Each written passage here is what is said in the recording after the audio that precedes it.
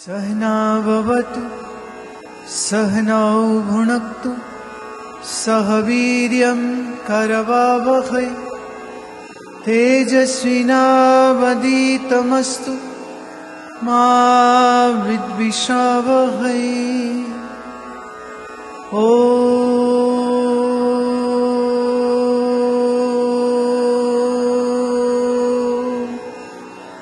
Shanti Shanti Shanti. I attended the Dhyan Shivir in 2012, but I remember struggling to meditate back then. Over the years, things have changed. Now, whenever I sit or even listen to any song, especially one dedicated to Shiva, both my mind and body seem to disappear, and each time the experience is indescribably beautiful. How can I remain free from ego in this process and cultivate the discipline to ensure that every time I sit for dhyana, I approach it as if it was my first attempt?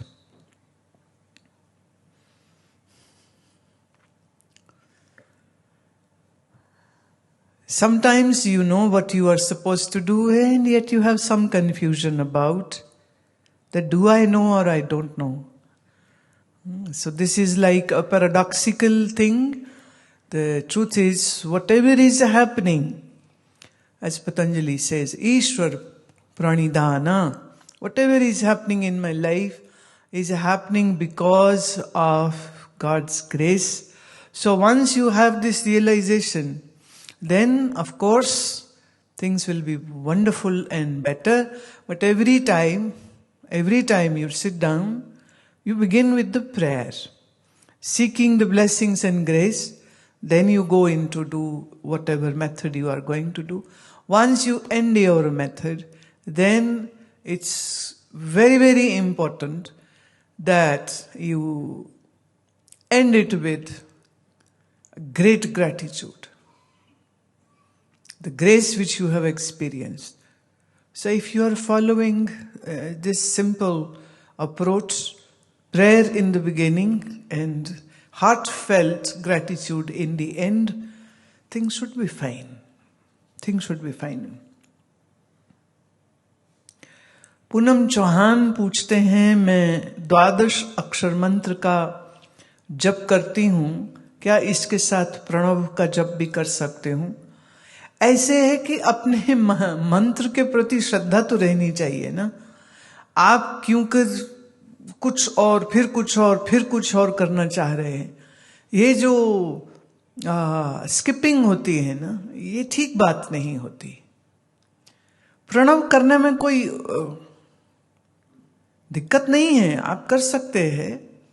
पर 12 मंत्र अगर कर रहे हैं, आपको वो मिला है, आपको किसी ने दीक्षा में मंत्र दिया है, तो फिर पूर्ण श्रद्धा के साथ उसको करते रहिए।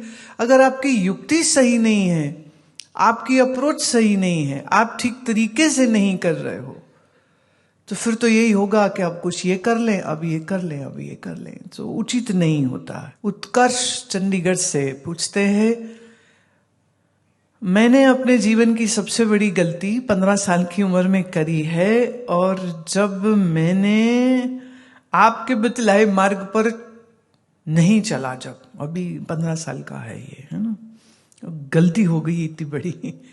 मैं एक हिप्नोथेरेपिस्ट बनना चाहता हूं और एक पॉजिटिव स्पिरिचुअल एनर्जी मेरे अंदर हो, उसके लिए कृपया ये बताएं कि मेरे जैसा विद्यार्थी क्या खाए, कब जागे, कौन सा योग करे, कौन सा प्राणायाम करे, जिससे मैं सफलतापूर्वक अपने लक्ष्य को प्राप्त कर सकूं और इसी जीवन में। और मैं वो गलतियां नहीं करना चाहता हूं जो मेरे पिता ने की हैं। सही। किसी भी विद्यार्थी के लिए ये बहुत अच्छा होगा कि सबसे पहले सुबह उठने का समय जो है ना, वो सुनिश्चित करिए और उसमें कोई फेरबदल नहीं करिए। हालांकि स्कूल 7 बजे खुलते हैं तो 6 उठना ही पड़ेगा। तो आई थिंक सो इतना काफी है, क्योंकि इस उम्र में, 15 साल की उम्र में बहुत नींद की जरूरत, और खास करके वो जो सुबह की नींद है ना, वो 3 से 5 बजे वाली, वो बहुत जरूरी होती है। ब्रेन की डेवलपमेंट उसमें होती है। और जब बच्चों को वो नींद नहीं मिलती है, एक बहुत बड़े साइंटिस्ट, उनकी ये रिसर्च है कि स्कूल बहुत जल्दी नहीं खुलने चाहिए, क्योंकि उनका ये कहना है कि यंगस्टर्स के प्रीफ्रंटल ब्रेन, माने जो आगे का हिस्सा है मस्तिष्क का, इसकी डेवलपमेंट के लिए वो सुबह की नींद बहुत जरूरी है, 3 से 5 बजे की। और आप देखेंगे तो ज्यादा करके स्टूडेंट्स जो हैं वो जो किसी नेशनल लेवल के एग्जाम की तैयारी कर रहे हैं, उनकी तो मैं क्या ही बात करूं, तो रात भर जाग रहे हैं, उनकी तो नींद तो बिल्कुल खड्डे में गई है। पर अधिकतर बच्चे जो हैं वो यूं देर से उठते हैं, पर फिर कई लोग बहुत जल्दी उठते। तो दोनों कंडीशंस में जहां अनइंटरप्टेड नींद ना हो रही होगी, तो सच ये है कि आप जो पढ़ रहे हैं वो याद भी नहीं रहेगा। तो ये सब स्टूडेंट्स के लिए ये बात मैं कह रही हूं। और रात सोने से पहले आपका जो भी कोर्स मटेरियल है उसको आप रीड कर लीजिए। Just study your course material, then go to sleep. And you know what, when you are sleeping, your brain will be working extra hours to retain that memory into a long-term memory. Transparency will be, the transfer will be happening.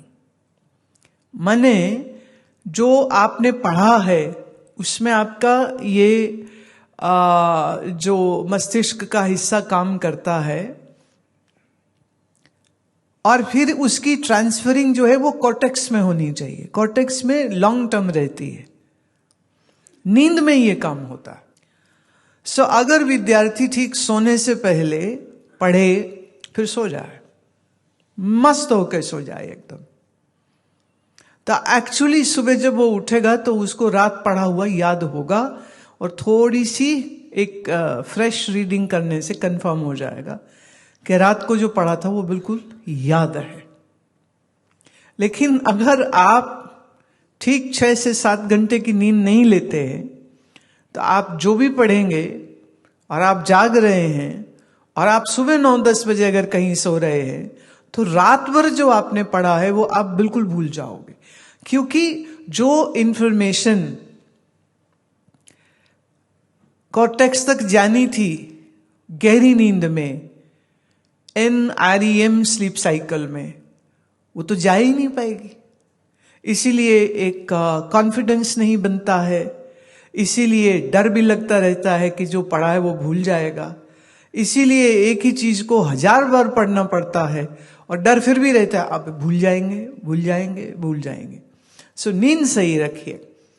तो रात को सोने का समय बहुत late ना हो, पर सोने से पहले पढ़ाई कर लीजिए, सो जाइए।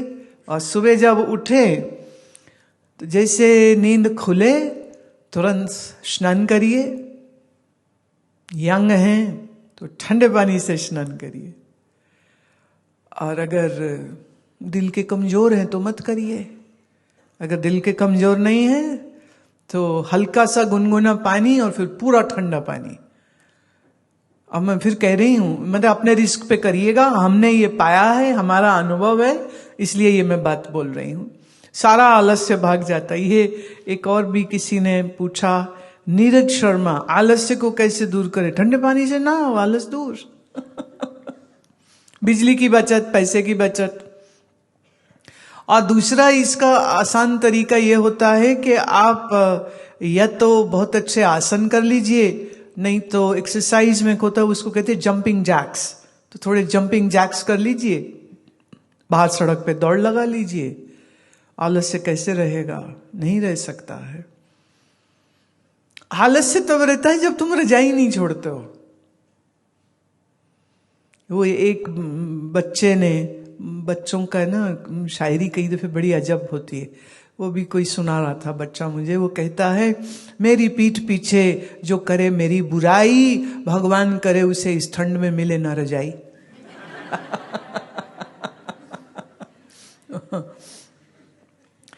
तो आलस से दूर करने का सबसे बेहतरीन तरीका तो ये है कि अगर आप अपने आप से उठ रहे हैं, जो कि उठ जाना चाहिए, रात सोने से पहले मानसिक अगर आप प्रणव करें, अगर अकेले कमरे में हैं तो बोल के प्रणव करें, और फिर मन में 3 बार रिपीट कर लें कि मैं सुबह 5 बजे उठना है, मैं सुबह 5 बजे उठना है, मैं सुबह 5 बजे उठना। सो जाओ, ठीक 5 बजे नींद खुल जाएगी बिना किसी अलार्म के। और जैसे ही नींद खुले तब उस समय रजाई फेंकिए और थोड़ा शरीर को हिलाइए, गर्म कीजिए, ऑन द स्पॉट जॉग या जंपिंग जैक्स कुछ भी करिए और सीधे स्नान करिए। तो आलस्य कैसे रहेगा। एक जरा सी खिड़की कमरे की खोल के रखिए कि ठंडी हवा आने दो। मैंने इस सर्दी में भी मेरे कमरे की खिड़की खुली होती है, आई नीड दैट। अच्छा लगता है। सबको शायद सूटेबल नहीं हो, बट मेरे शरीर को ठीक रहता है। तो आलस से दूर करने का उपाय तो आसन ही है, और आसन से भी ज्यादा तुम्हारा संकल्प होता है कि मुझे अपने समय का सदुपयोग करना है। खाए क्या? अरे भाई ऑर्गेनिक खाओ, और घी जरूर खाओ, 1 चम्मच 2 चम्मच देसी घी, गाय का मिल जाए तो बेहतरीन, वो खाइए। और घर का खाना खाइए, नूडल पास्ता बर्गर बाजार के बिल्कुल नहीं खाइए, उससे भी दिमाग भी सही रहेगा और शरीर भी सही रहेगा। And it's a startling information which I'm going to give you. The highest number of sickness in youngsters, more than cancer, is liver cirrhosis, which is happening. And the biggest cause of liver cirrhosis is your street food and eating too much sugar. So ये किसी भी उम्र के हों, आप जवान हो या बूढ़े हो या किसी भी उम्र के हों, तो सड़क किनारे बिक रहे खाने से परहेज करिए। अगर जीना है तो, मरना है तो ठीक है, आपकी मर्जी है। स्वतंत्र देश के स्वतंत्र नागरिक हैं आप। लेकिन ये सरासर बेवकूफी होती है, क्योंकि हमारे देश में अभी भी हाइजीन एक बहुत कॉम्प्रोमाइज्ड मैटर है। फूड एंड ड्रग कंट्रोल करने वाले इंस्पेक्टर्स की यूं तो ड्यूटी होनी चाहिए, और उनका एक स्केड्यूल होना चाहिए कि एरिया वाइज वो पूरे खाने की सब दुकानों को, रेहड़ी को, हलवाई की दुकान को वो लोग इंस्पेक्ट करें, और कुछ गलत पाए जाने पर ईमानदार रहें, रिपोर्ट बनाएं, पैसे लेकर के रिपोर्ट न दबाएं, जिससे एक जिम्मेदारी जो है, हमारे यहाँ क्या है, कानून का पालन स्व इच्छा और बुद्धिमत्ता से कोई नहीं करता, इसीलिए शॉर्टकट और बेईमानी चलती रहती। अब चूंकि लोग ईमानदारी नहीं कर रहे हैं, तो फिर कानून व्यवस्था और कंट्रोलर्स और इंस्पेक्टर्स, इन सब की आवश्यकता पड़ जाती है। होनी नहीं चाहिए थी, पर पड़ जाती है। तो ऐसे में हमको अपनी जिम्मेदारी खुद उठानी पड़ेगी। आप जब कुछ खाने लगे, बाजार से खाने लगे, भले आप 5 स्टार में हो कि 3 स्टार में हो कि रोड साइड ढाबे में हो, पूछिए उसको कि ये किस तेल में आपने पकाया है। पूछिए उसको तेरी दाल साफ थी या नहीं। पूछिए उससे तेरा आटा कहाँ से आया है।